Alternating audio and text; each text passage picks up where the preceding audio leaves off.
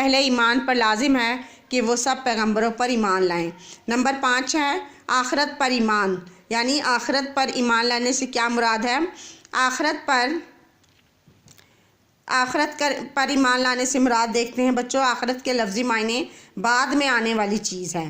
اسلامی تعلیمات کے مطابق اس سے مراد مرنے کے بعد کی زندگی ہے کہ جب دنیا ختم ہو جائے گی تو اللہ تعالیٰ قیامت قائم کرے گا، سب انسان دوبارہ زندہ کیے جائیں گے، ان کے اعمال کا حساب ہوگا، نیک لوگ جنت میں جائیں گے اور برے لوگ دوزخ میں اپنے گناہوں کی سزا بھگتیں گے۔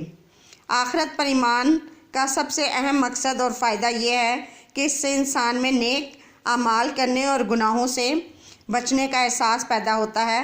اس کے علاوہ وہ یقین کامل رکھتا ہے کہ اسے آخرت میں ہر اچھے اور برے عمل کا جواب دینا ہوگا۔ بچوں، آپ نے سمجھا، دیکھا اور سنا کہ بھئی اس سبق میں کون کون سے عقائد ہیں۔